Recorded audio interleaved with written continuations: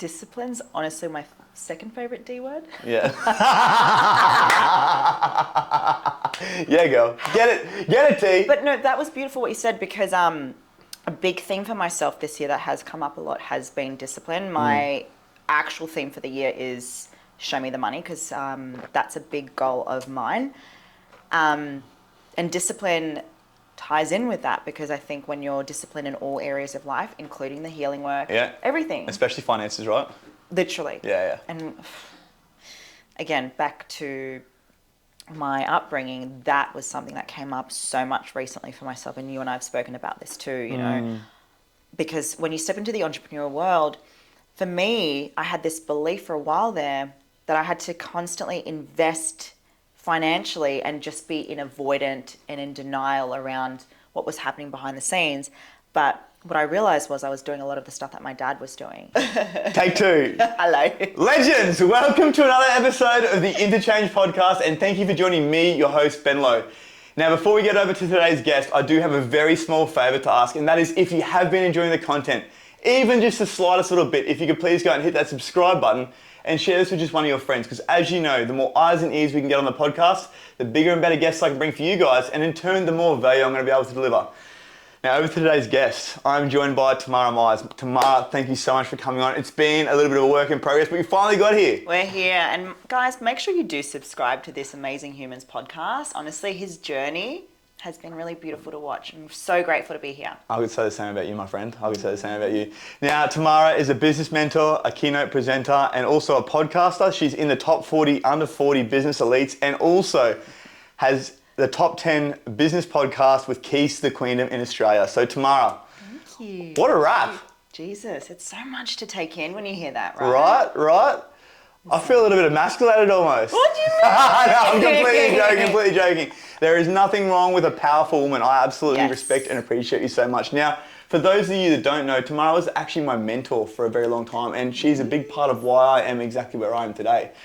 But prior to that, she was in the fitness industry. And so let's get back to, I guess, the start of your journey with coming into being a mentor for other women, and obviously men as well, myself. Yes. But you started off in the fitness industry. What was that like for you? Yeah, I love this question because you and I both were. Yeah. And I think for me, I have actually been doing a lot of work around this, because I think for me, the fitness space became a little bit of a way to work on not just like my physical well-being in a sense, but I started there because I was a professional dancer and actor. And so from childhood, right? Yeah. And I did dancing my whole life, and it actually brought forward a lot of body dysmorphia, a lot of internal demons in that space, but I was very unaware of it at the time. Okay. And so it's really interesting, because when I stepped into the fitness world, it was kind of like, wow, I'm actually doing something that's going to be working on my mental health. I was diagnosed with depression and anxiety when I was in the dance world. Right. And so for me, when I stepped into the fitness space, it was almost like, well, I'm working on myself. This is good. You know, I've been, medicated. I was in the dance world. So I was doing all the things like drinking coffee, smoking cigarettes, taking Duromine as well. Yeah. So I thought that first initial step was really what I was meant to be doing, essentially. And kind of like what you feel as well when it comes to the journey you've been on. That was really, for a really long time, what our purpose was. Yeah, I feel like a purpose never changed, it just evolved, right? You said it so beautifully, my love. Yeah. And I think when I was in the fitness space, I remember feeling like I first was accepted. Genetics were really something that they said to me, your body has the potential to be an athlete. And I remember in the dance world, it was all to do with chasing away like the really little framework. Trying to be really petite, right? Yeah, and so for a while there, it was kind of like I felt accepted in a world that saw me for who I was, who I am, right? So can I just dive into that a little bit further? So you said for the first time you felt like you were accepted. So I'm going to take an assumption here and say that as a child, you sort of had some self-worth and image issues. Seriously, I did. Okay, cool. Yeah. Can we dive a little bit further into that? What was childhood like for you? Yeah, I love this question because every podcast I go on, I feel like more layers get added in, because I'm actually always working on that part of me. Yeah, okay. And I always like to add that I wasn't from Australia. Right, yeah, I was born in Germany. My mum's from Brazil, and my dad was actually born here. Okay. And we moved to he moved to Germany when he was 12, went to boarding school, was in the military world.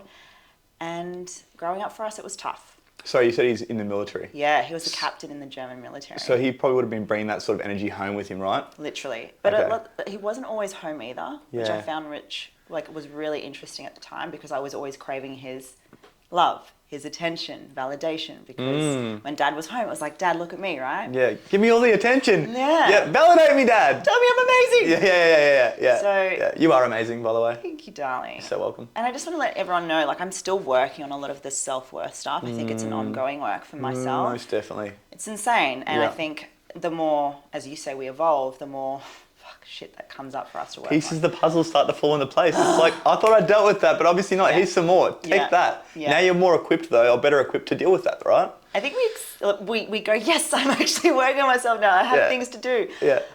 As opposed to like, fuck, am I really like this? So, yeah, so growing up was insane for us, because when we moved to Australia, I was 4. Dad was in and out of work from the military afterwards. Yep. So he wasn't doing like the stuff that he was doing in Germany. He was, as a project manager, in and out of work a lot.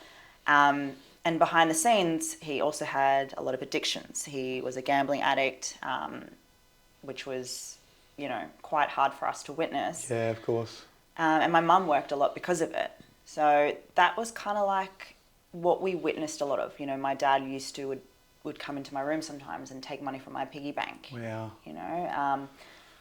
And sometimes he also would pretend like he was wealthy. So there was a lot of weird dynamics there, like the need that he wanted to be seen as well as a certain way versus He was what trying to validate himself, obviously, as well, right? Exactly. Yeah. So Yeah. that was what we witnessed, and we went to 6 different schools. My mum couldn't speak English, so English was my third language. And I think how I used to express myself back then was through dancing and acting, because I had no voice. My mum would always say, don't tell people what's going on, and I understand why as well. Yeah. There's a certain amount of shame around that, right? Literally. I think sometimes I still feel that I carry that shame. Okay. Yep. And I feel a lot of women and men, when they can't express themselves, they find other ways to do it. Of course. Hey, hello. Sorry for interrupting your podcast, but I just wanted to quickly jump on and tell you about the must-have personal development tool for 2023, and it's called the Happier, Healthier You Journal. So I'll take you back to about 6 years ago. I'd just gotten out of jail for the last time and was starting my journey of personal development and growth. There was heaps of gurus, heaps of information available, but so much so that it became confusing. So I came up with the Happier, Healthier You Journal to help you to navigate what can be an absolute minefield. From the very get-go, you open the page and it'll challenge you to dive deep with self-assessments, daily activities, and check-ins to figure out exactly where you're at, where you'd like to be. And then from there, the journal becomes the tool to help you to bridge that gap. So to get your hands on this, click on the link below and don't forget to use INTOCHANGE10 at checkout for a cheeky 10% off. I'll see you back over on the episode. So for me, it was the singing and dancing and acting. Yep. Which brought how to speak to camera, how to read and write as well. Yep. So that was pretty cool. Yeah. But like any story, for me, throughout my childhood, I went through my rebellious stage. I know you did as well. Yeah, we sort of met like at the end of that, I feel. I know, we did. I'm so open, by the way, guys. Like, I think my first pill was when I was 15 years old. Yeah.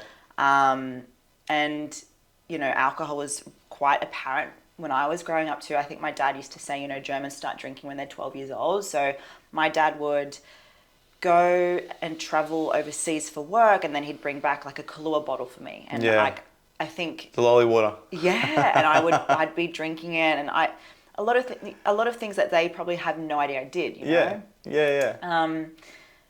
And then coming back to what you asked me before, what my childhood was like, I went into professional dancing, acting, traveled the world with that. What age did you get into dancing, acting? I was dancing from 3. Yeah, ballet. Wow. Yeah, and then started like proper school at 8 years old. So the structure there was quite early too. My mum would put me into dance school from 3 p.m. till about like 7:30 every single day. Wow. And then acting on top of that too. And I loved it. And I think as well, I think she did it because she didn't want me to be at home in that environment. Of course, yeah. And my mum was an Avon lady too. And I think you think about how your work ethic comes in. And I thought I love this. I thought it was my dad, Yeah, but yeah. it was my mum. She was a little hustler. She's a Asian hustler. lady. And she used to make Mumsy. love you, Mum. Have you met her? You haven't met I her haven't, yet. no. I've seen lots of photos. And Oh, she's the best. yeah.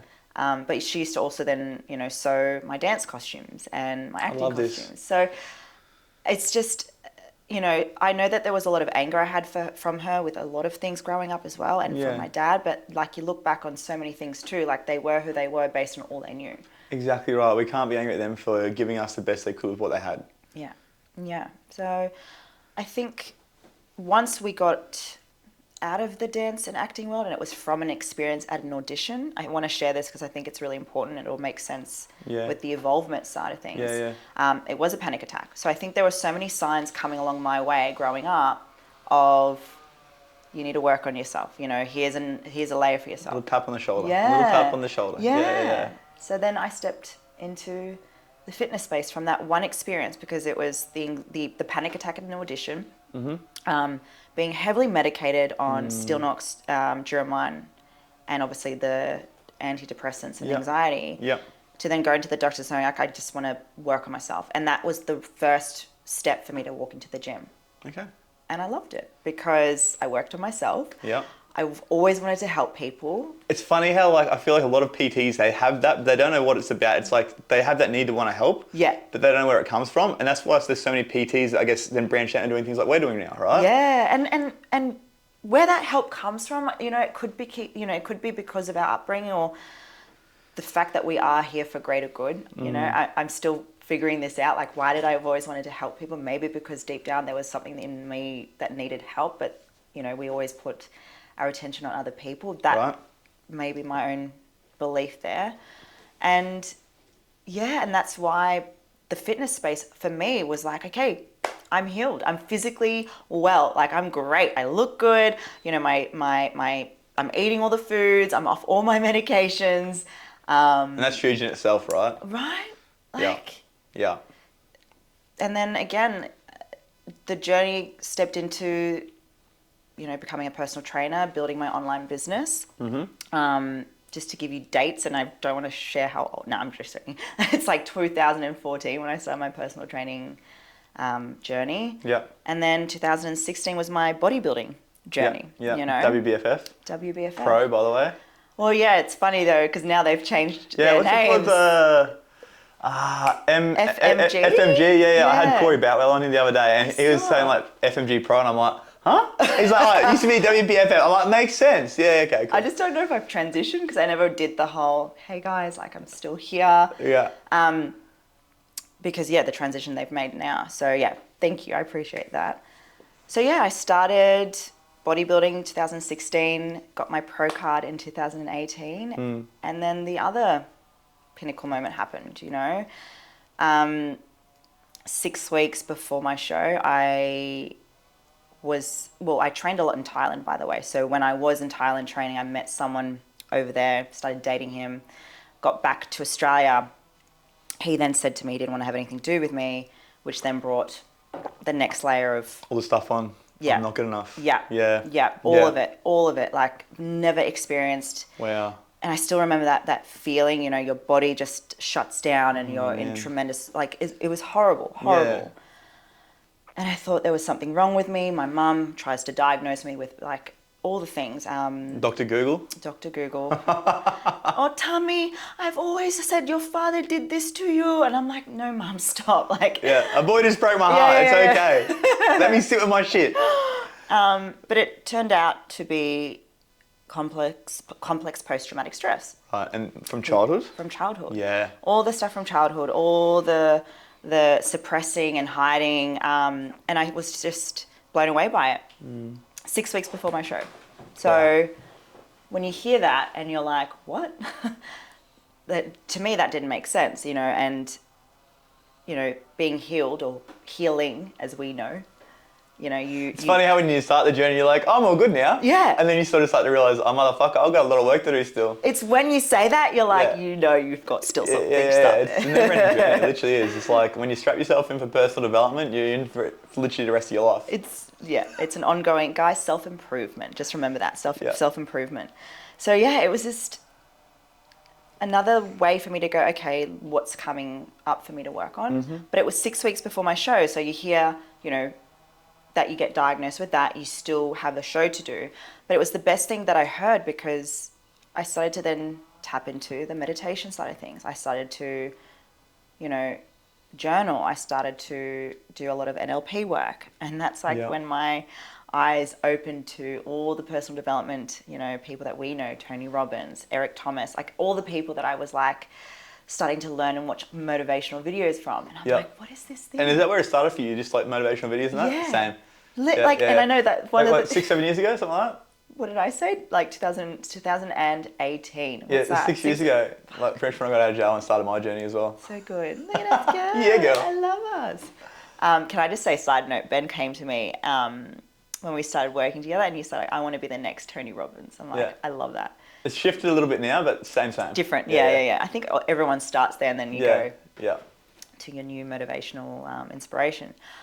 But yeah, so that actually probably was the reason I won my show, because I worked on so many things back then to bring to the stage, and anyone who's done a bodybuilding comp before, you are constantly training. You don't only have to focus on what you're eating, how much you're eating, but it's like being disciplined in all areas of life. But I feel like what was missing for me was the mindset component. Was hugely right. Yeah. And you now can have everything else in it. alignment, but if your mind's not in it and not in the right place, everything else will crumble apart and fall apart, right? Honestly, Ben, like, if it wasn't for that incident, I don't think I'd have the realization, or maybe down the track one day, but just that gift of a lesson, turned into a blessing for me. Okay, so it's a blessing and a gift now, but at the time... It was horrible. You weren't looking at it like that, right? No. How long did it actually take you to be able to look at that situation and be like, you know what, this is actually the best thing that ever could have happened for me? Because I know there's a lot of people out there that struggle with this, where they're going through some sort of trauma, some sort of emotional life event. And at the time, all they can see is, this is darkness. Yeah.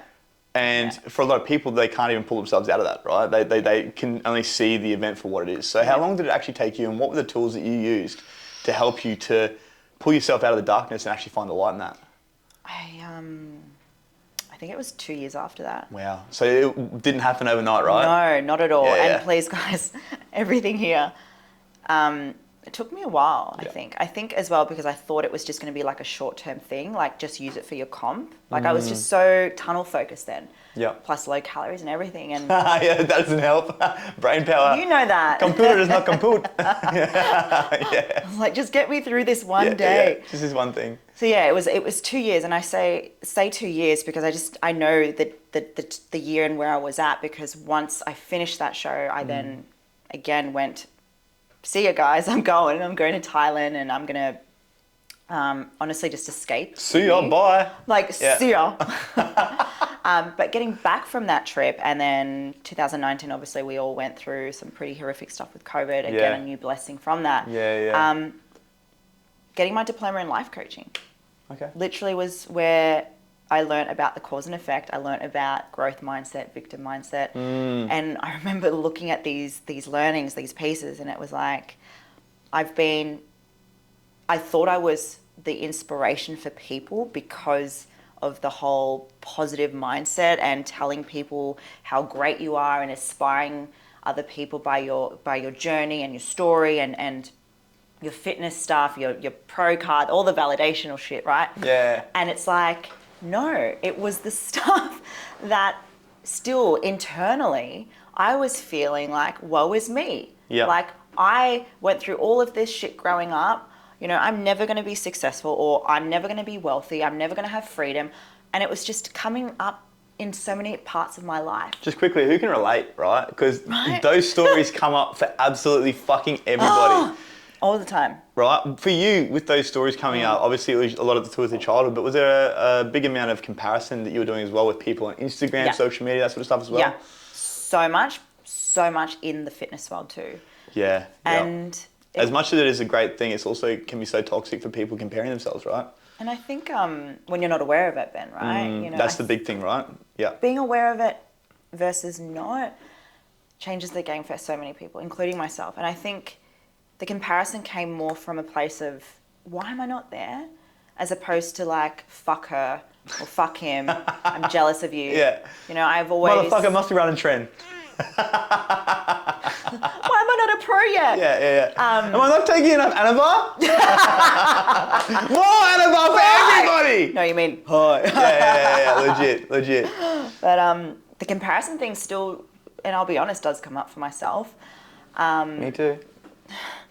We're only human. Confessions of Tam and Ben today. We're here for it. We're so here for it. But yeah, and I think it's the compassion around that too, though, for us. Okay. Before I felt really guilty for feeling shame and not being for where I was. There's a lot of, comparisons around my age and my upbringing, not having money. All of those things came up. And I just think when I went through that show and was diagnosed, best and worst feeling, but it wasn't until I started to learn about growth mindset, diving into discomfort, owning your shit. The shadow side. Yep. The energetics. Yep. Was where everything started to change. And it's the woo-woo stuff, right? I know. Yeah. And I don't know, how often do you speak about the woo-woo stuff all the here? time. Amazing. All the time. So good. All the time. I'm embracing it so much more now since I think you and I started. Yeah. And that was based on trust and faith and your thing. Don't even go there. We're just having this conversation. I've had this conversation with like 4 people in the last 3 days. It's fucking crazy. Is there something going on energetically A where shift in the everyone's... world. Yeah. I don't know. I feel like there is, or at least just with like the people that are like-minded. Because everyone I'm connecting with in the last little while is just like faith. I want to explore religion. I think because there's, you said it just before, change is coming, but I think there is a big awakening that a lot of people are starting to realize like how important it is to heal, to work on yourself, that it's not just the strategy anymore in business. It's everything's connected, Most definitely. If you've got... Goosebumps. I know. It's just, if you've got wounds with things that you weren't aware of, like versus now, and it's just, again, like, if you guys are listening to Ben and I right now and you've probably sensed this change coming... I'm sorry, I told you, I start to move around. That's all right, I got you. I so got you. I'm like, can you hear me? I don't even know what I was saying. Oh yeah, so yeah, faith. Faith has been a massive thing. Yeah. So. One thing we sort of, I guess, touched on there was around like the limiting beliefs and the stories you were telling yourself. So once again, back to, I guess, where we were a second ago with that. For someone that might be out there struggling with these limiting beliefs, obviously you said that you went through your life coaching diploma and that's sort of what got you past that. What would be some tools that you would recommend for someone, or what would be some places that people could start to look to help them to overcome these limiting beliefs? Because obviously, as you know, like these things will continue to keep you stuck until you break through them. And a lot of times that's uncomfortable for people. Yeah. Wow, such a big question. So where to begin if they've never obviously had diploma training or anything like that? Yeah, so for someone that's not fucking, I guess, well-versed in this area.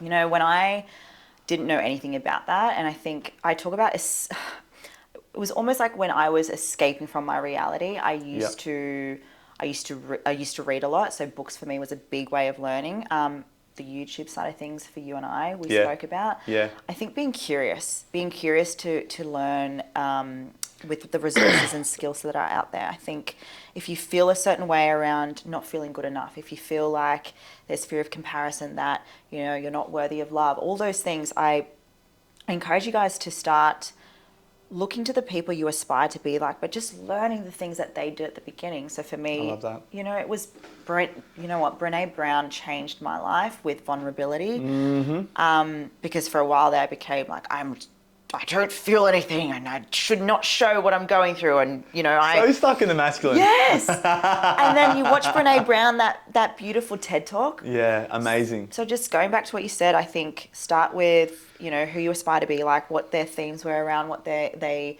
had limiting beliefs on. And then honestly, the books that I read that changed my life was Breaking the Habit of Being Yourself. Joe Dispenza. Yep. Brene Brown's TED Talk. Please watch it. If you don't, I think I'll link it in here. Do, yeah, please 100%. do. And the writing for me, even if it didn't make sense at the time, I'm not a poet, and I didn't... writing like journaling? Journaling, yeah. Yeah, powerful shit. A lot of people, I don't know if they ask you, how do you begin? And... You buy one of my journals. You buy, and you plug in. quick little product pump in there. But no, yeah. No, but we should plug it in. Yeah, legit. I would just start by journaling. I have no idea what the fuck I'm writing, as opposed to going with a journal prompt, because I think the more you just verbal diarrhea and write what you're feeling, that's when you can start to see the patterns, the themes, what comes out. I think a lot of the times it was fuck you, dad, fuck you, mum, to then feeling... Oh, there's something to work on here. Yeah. Yeah. Ooh, Yeah. trigger. Yeah.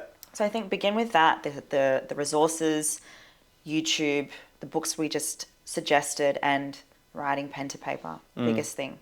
There's something about journaling, I feel like there's just like a connection you can make between like the subconscious mind when you start to put that pen to paper, like things just come out that you aren't even aware of. And I've recently, because I use my journal every day, like non-negotiable, but I've actually recently just got back into like, freeball and like the journal. I'll start with something, whatever's on my mind, and I'll have like something triggering come up.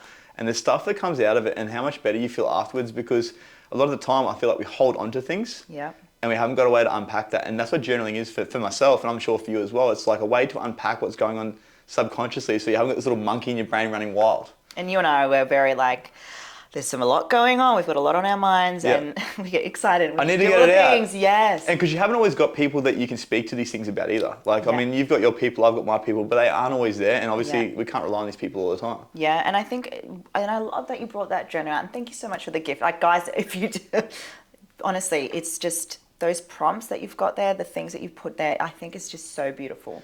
But coming back to what you just said there, my partner and I, we both journal now together at night. Because he's watched me doing it. And guys, I'm not perfect. It's 90% of it I do on a regular basis.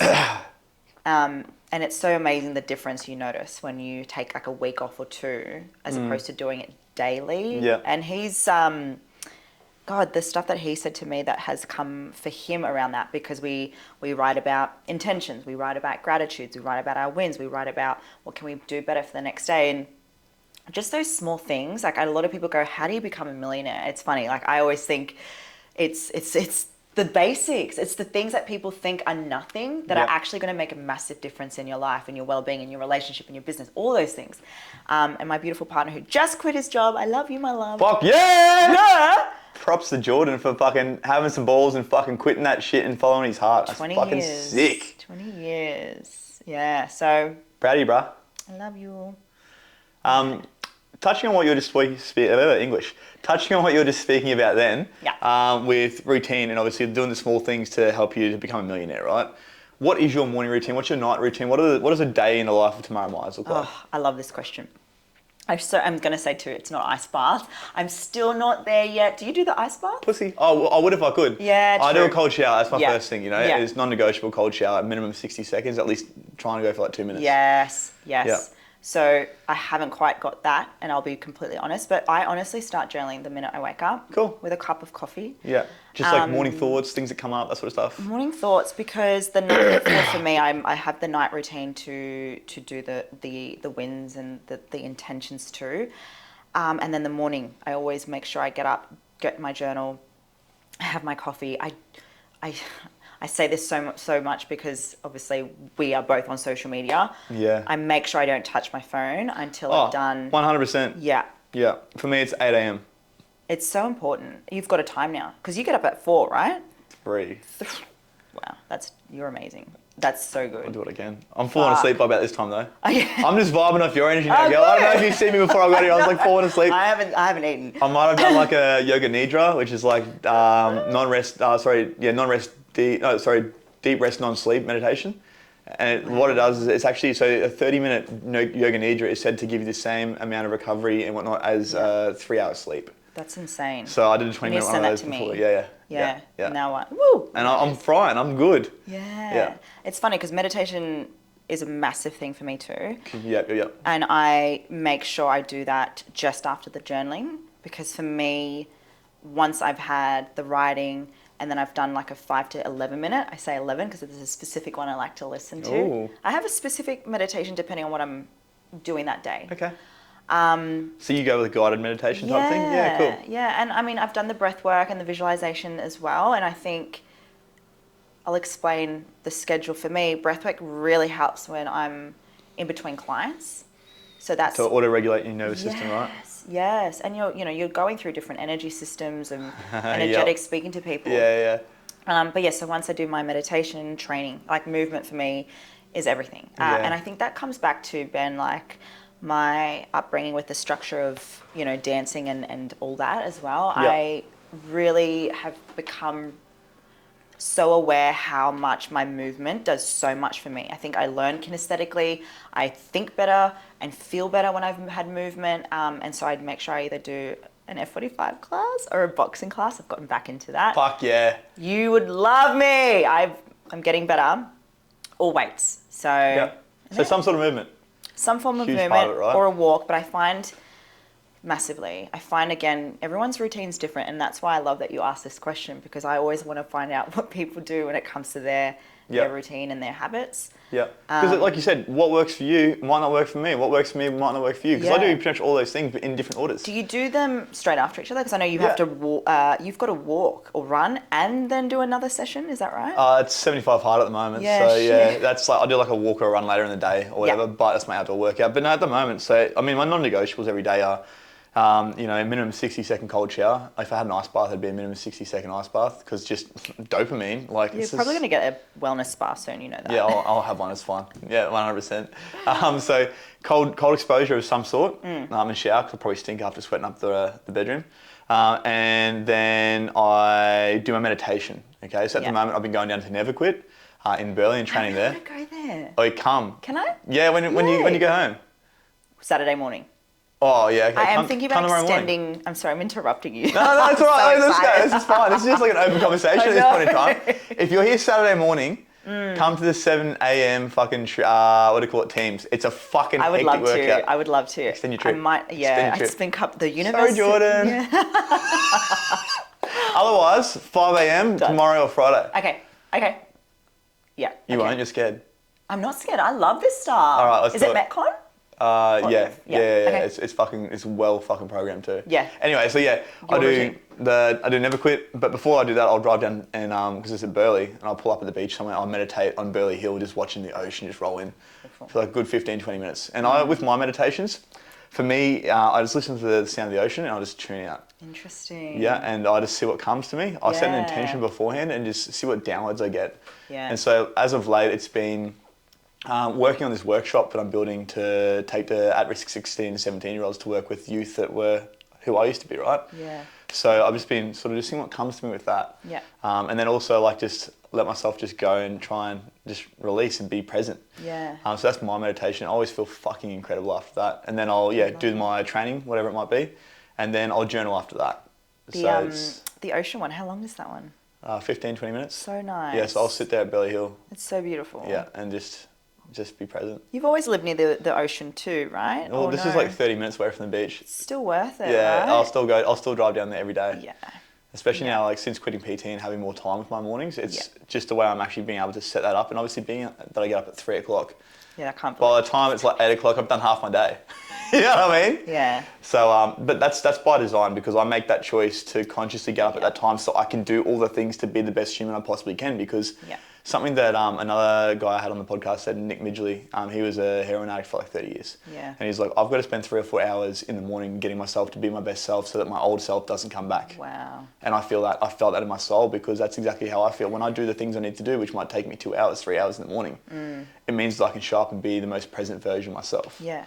That's like just what you said there around your old self will come back. I really can resonate just because I've had moments in time where you get to a point at your peak and then you're like, this is too good. I'm going to fuck this. Yeah, oi, self-sabotage, let's go! Yeah, throw a hand grenade and just see ya. Yeah. But it's just, I think a lot of people take for granted how easy a routine can form, but then how easy it is to fall back. That's right, and all it takes is one small thing to, like, I guess, bring down what was, once a beautiful thing, right? Yeah. I look at it, and this is what I used to teach with PT, was the 6 pillars of sustainable health.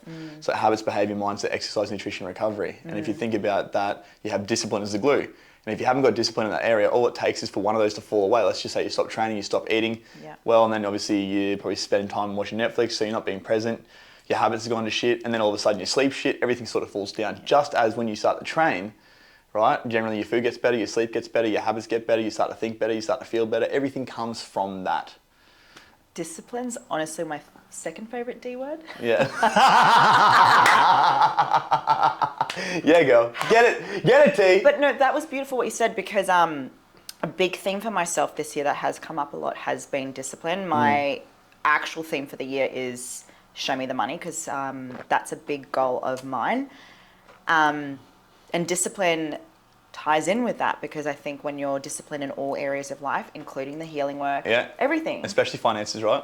Literally. Yeah. And again, back to my upbringing, that was something that came up so much recently for myself, and you and I have spoken about this too, you know, because when you step into the entrepreneurial world, for me, I had this belief for a while there that I had to constantly invest financially and just be in avoidant and in denial around what was happening behind the scenes. But what I realized was I was doing a lot of the stuff that my dad was doing. You know, it's like, here's my pocket, and I'm just take it all. Or I'll find a way to make money always. So that was a really big realization. That was like your theme for last year, wasn't it? Overextending. Stretch. Stretching myself. And if you want to have a really interesting year, and go with that theme. And I thought this is such a good theme. I was actually thinking about that coming into this new year, and I'm like, nah, not for me. Not for me. So faith it was. Horrible, but so worth it. Yeah, you got a lot out of it, right? Yeah. All the learnings. Yeah. I think it was necessary too. Oh my goodness. Because I think the biggest lesson that I've realized for last year was just preparation for what's to come. Yep. And so... I feel that in my soul. Did you feel that? I had this conversation with the lady friend I've been seeing, and she's just like, you're at a stage... Speaking of that, that's fine. It's out there. Okay, cool. It's out there. Anyways. I can't wait to meet you. Come to Never Quit then. Anyways...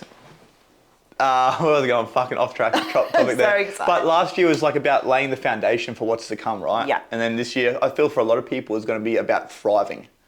Really putting all that shit into place and fucking thriving. I think the thriving mentality too, people feel like in order to have everything in life with fitness, health, relationship, you know, your successful business, that it has to be daunting and hard, but it gets to be really beautiful when you surrender and accept everything that comes with it, and trusting. Well, trust is a big one, right? Why do we have to be prisoners of our growth, of our healing, of our business, of our relationships, you know? And maybe that's the mentality we were brought up with, that if you want a certain thing in life, it's you've got to sacrifice, you've got to give this up, you can't have it all. Yeah. And I feel the thriving is beautiful because a lot of people still have, by default, the surviving mechanisms with whatever they've been through, you know? So yeah, I really resonate with that. Love it. So let's move over to the business side of things for you. You obviously have pulled yourself away from the, I guess...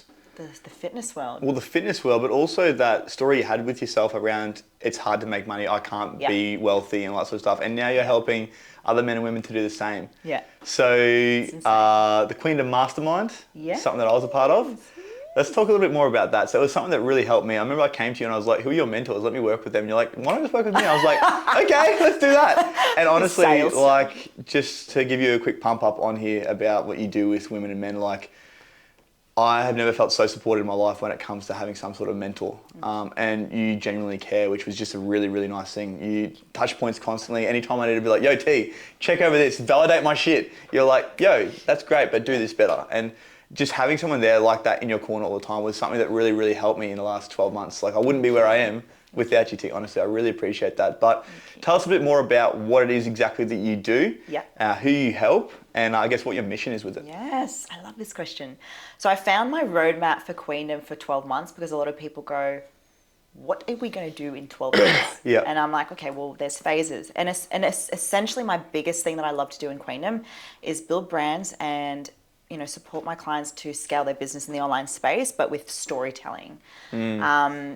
And I think that was based on so many interesting mentors I've had over the years and just getting the pieces together on what I really love bringing forward. And it comes back to, I guess, my story around my facade around the fitness space, even in the life coaching space, you know, putting yourself out there on social media. There was a lot of pretend, or I have to be this because I think that's what I have to do. That's the expectation, back to the pretend self, right? This is, exactly. You know, I'm trying to hide that negative part of me, so I'm going to show up as a person that I think people want to see. Exactly. Funny how when you start to be authentic and obviously be vulnerable, how people just go...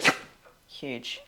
And sometimes you think you're being authentic and then you have an amazing sign from the universe that hits you in the face and goes, you know, this isn't you. Yeah. So Queendom is essentially like how to build an online business, but also those who have started to build that and maybe haven't had the story, the themes, the credibility as well, and don't know how to build a following and engage as themselves online. Yeah. So that's where the life coaching stuff comes in. That's where, you know, the coaching around podcast stuff as well.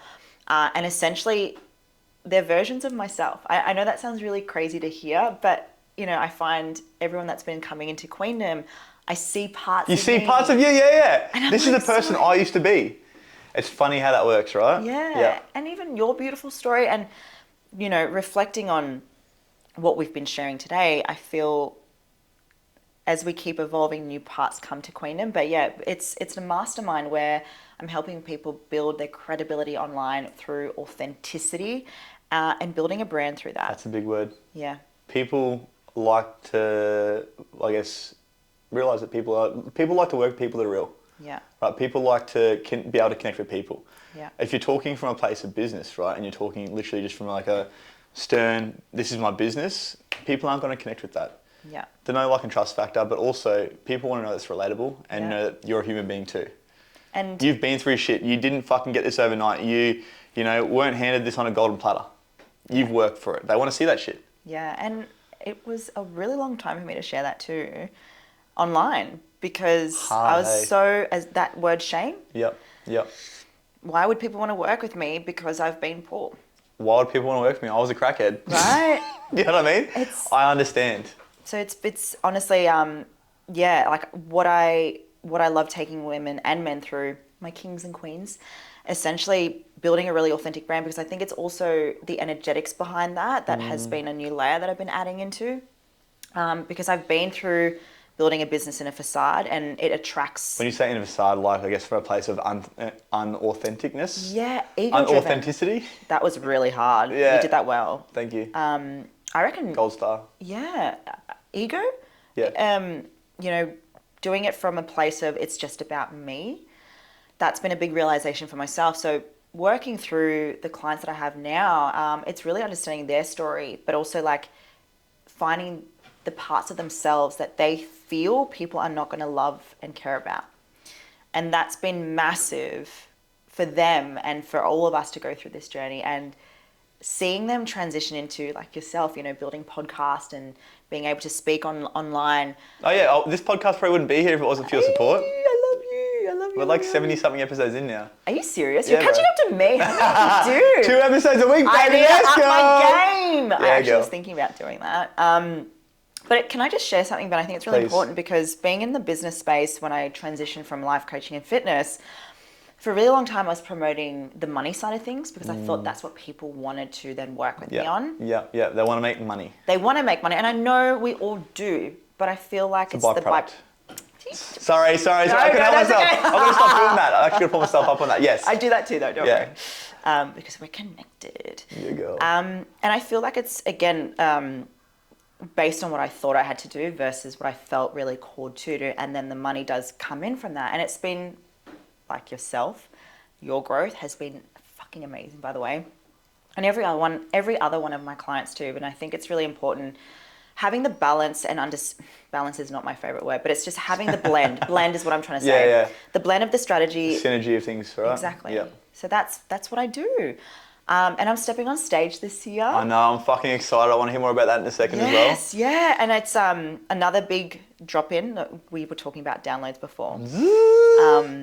And it's funny because when you're more in tune, I guess, with yourself, or maybe you're open to the higher power, and oh my God, we're going woo-woo now. Here for it. So here for it. Yeah, I think coming back to authenticity and what I thought I was going to be, which obviously was, you know, a professional dancer, actor, fitness person, right? Yeah. To life coach, to then business mentor.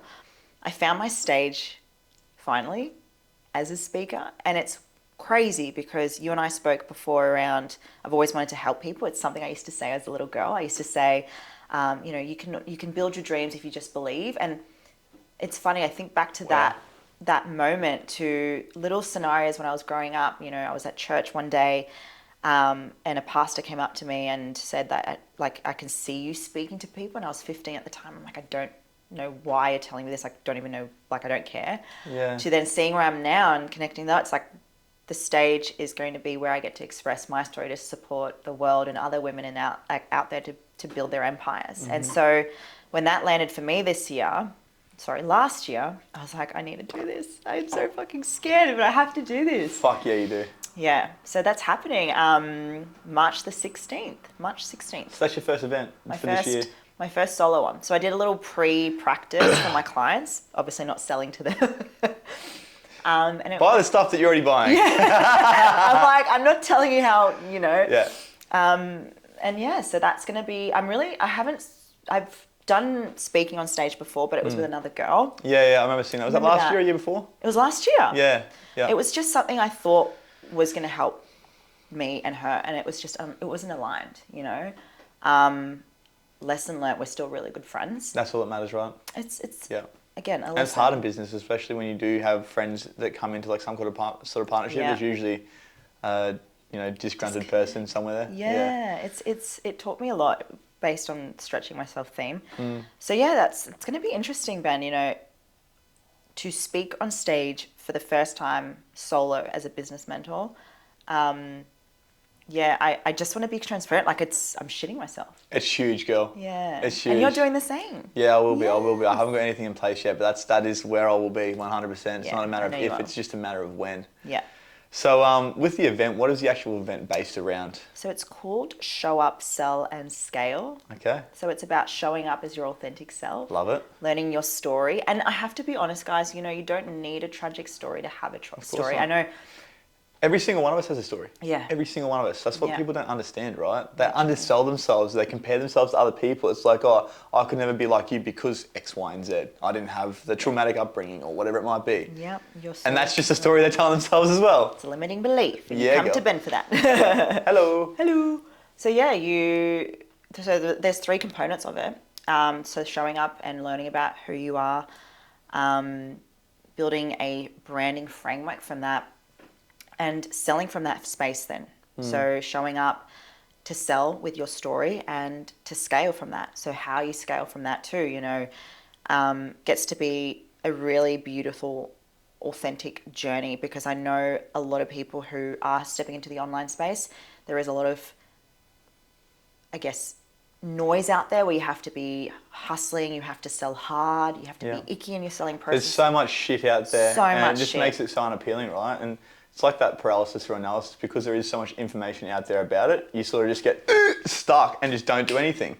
It's really hard, and I resonate with anyone that wants to start a business. I mean, we don't need to be like fitness first.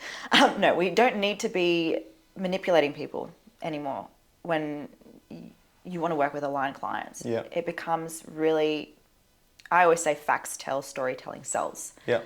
So, that's happening March. I have so much to do, Benny. I have no idea. When I got here and we were like, there's so much to talk about. Yeah. It's like, I have so much to do. Yeah, I completely understand. Don't worry. But would we have it any other way? We work well in chaos. We work well in chaos. So something you're saying there is obviously about someone wanting to start a business. And obviously there's so much, I guess, misinformation. Not misinformation, but so much information, it does become confusing. So if we could get 3 hot tips off you today for someone out there that might want to be starting a business, what would be the top 3 tips you would give to anyone, no matter what the business is, to get them off the ground and actually get them moving? Okay. First things first, really think about what you love to do. Like, don't think about, how much money this is going to make, or, I love this. Oh, this is sick.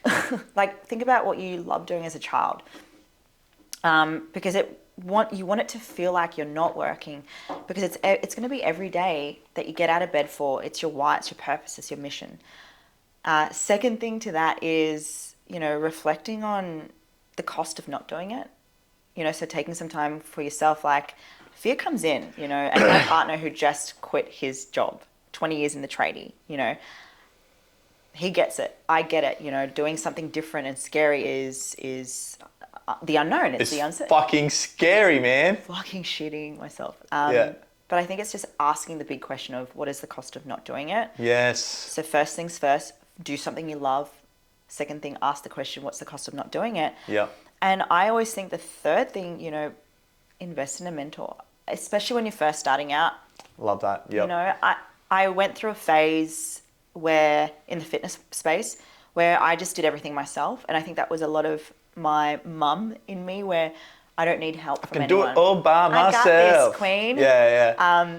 And it was just the same repetitive pattern over and over again, you know? It's like it happens in a cycle. You get up and then you fall back down. You get up and you fall back down. Why am I doing the same thing? I feel that in my soul. Yeah. And it's worth it, guys. Yep. And, you know, when you do find that mentor, and you'll go through phases of the types of mentors you want. So just remember with that, you know, if you feel you need the strategy at the start, do that. If you feel like you want someone that's a little bit more in the spiritual world, absolutely. If you want someone that's a little bit more systemized, absolutely, I get it. But it'll lead you to the next path. It always does. The universe has your back. Yeah. So I think they're the three things, you know, the beautiful listeners on here need to hear. Cool. And something you spoke about a second ago was like mission, vision, and purpose. Yeah. What is your purpose? My purpose, honestly, is to support men and women out there to build their empires, and really showing people that they can build their life that they've never had. I think about this all the time, and it's funny you brought this up. It's like, what is your purpose? I truly believe it's supporting men and women to build their empire, especially because I didn't think I'd be able to do that for myself, ever. I was homeless at 12. You know, I didn't think I would be able to build a life for my future family. And that is my why. I know it sounds really silly, but every day it's like, because of the life I didn't have, that is why I want to help so many women and men out there to have that, because I know the feeling of it. No, I completely understand that. You so much so. Yeah. Yeah, it's similar to, I guess, what I do with inspiring men and women to make change, because when I went through having to make that change, I didn't have any support. Yeah. I didn't feel like I could reach out to people. Yeah. So now you're being able to hold that space and open that up for other people, right? Yeah. Which is a beautiful thing. It's faith and hope, right? Yeah. So yeah, I am. Yeah, that really, really, really lands for me when I say that out loud. Amazing. Now, before we finish up, little question. I know. We could keep going for hours there. We could keep going for hours. Guys. I know he's out cold. We've got my little son over here. He's just fallen asleep in the chair with his hand on top of it, trying to stay awake. But hey, he's here. Cutie. Anyways, next 10 years, plans, goals, things you want to achieve. So the Not things you want to achieve, things you're going to achieve. Yeah. So I really want to write a book, and there's stuff I haven't been able to share through this podcast because I'm still navigating through so much. And I have this feeling that a lot of the stuff that I am not going to share just yet is going to be in that book. So that's a big thing. I always have this feeling, a TV show, but not so much like being on, but my own, whether it's the podcast myself, speaking on stages around the globe. Yes, love that. And I really want to build a foundation for homeless people. I love that as well. Especially kids, if they've got talent that they don't know of. Yeah. That comes up a lot for myself. Travel around the world. And honestly, I know it sounds so silly, like building my little family, my 2 cats, Jordan, and, you know, a few kids. Yep. How many? 2. 2? Boy and girl? Yeah, I hope girls? so. Can I have that? Yeah, Twins. can. Imagine. Yeah. Buy a shotgun, Jordan. Poor thing. 10 years is massive. Fuck. You know, I honestly think just building this legacy. You know, the book, the show, speaking on stage, getting more people out there building their empires. And just having someone to share that with. I think it's funny, especially for entrepreneurs, when you ask them like a 10-year goal, and a lot of the time they will speak about business, right? Yeah. But it's almost like, for us, it's not business. This is our life. Yeah. This is what we're leaving behind. This is the impact that we're having. So I completely understand like exactly where you're at with those things. It's like, in 10 years' time, I want to be having a bigger impact than what I am now and changing the world. Yeah, it's such a hard question because I always say 1 to 2 years. Yeah. And to think 10 years from now, I'd be nearly 45 years old. Yeah. And think of what you've achieved in like 2 years, right? Well, that's it. And then times that by 5. Maybe I'll start like bungee jumping and skydiving like you. Why not? I know. I've done it once. I liked Skydiving? it. Yeah. Yeah, you got to do a bungee. I know. But yeah, what have you done your 10-year thing? 10 year. I'm clear on like 5 years. Yeah. 5 years I'll be in schools all over Australia delivering a program to help 16 and 17-year-olds Yep. with self-worth and obviously deterring away from the way that I went, which was taking the path of drugs to validate self. Yep. I'll be still doing the coaching that I'm doing on a bigger level. I will, or I dare say, my son will be 15. I'll be a skydiving instructor, so I can take him on his first skydive. I love that he sees you do that too. Yeah. He sees everything, and I think that's a massive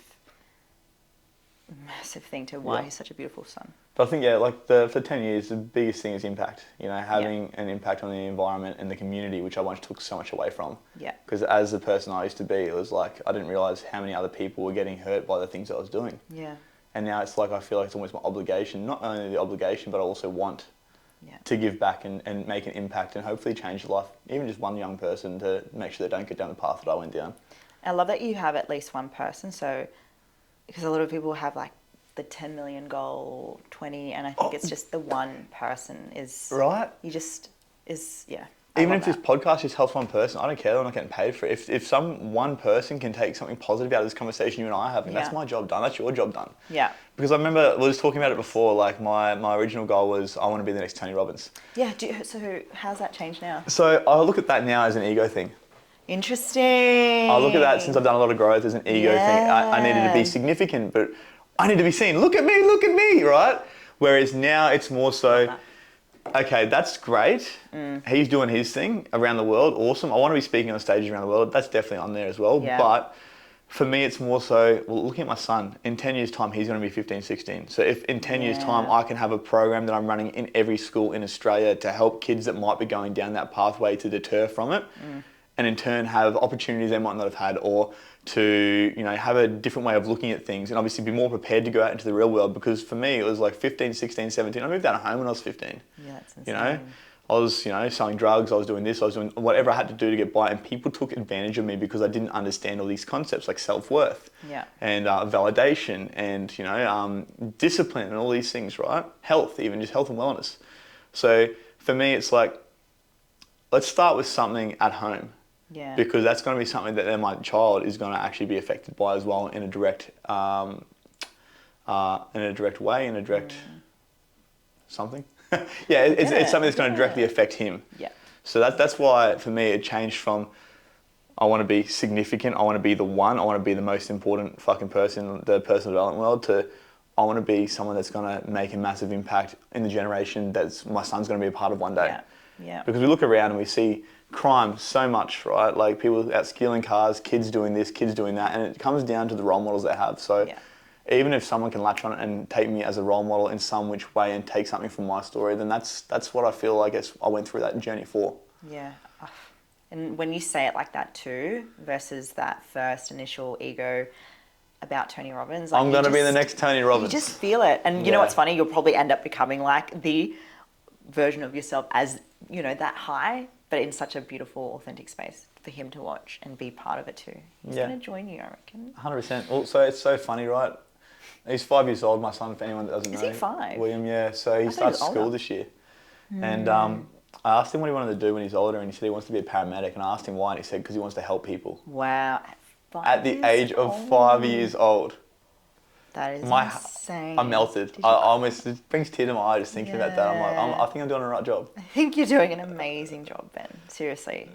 Yeah. Appreciate you. Tamara, honestly, it's been amazing having you on. If people want to get in contact with you, find out more about you or see more of what you do, where can they find you? Jump on my Instagram, Tamara Meyer Coach, and also my YouTube for Keys to the Queendom, my podcast. All my episodes are on there as well, including one with Ben and I. And that's where you guys can find me. Awesome. I'll put all the links below, but thank you so much for coming on with me. Yay. Give me a cuddle. Gosh, I love it. So good. Thank you. I'm very short though as well, just so you guys know. Make me look tall. Bye everyone.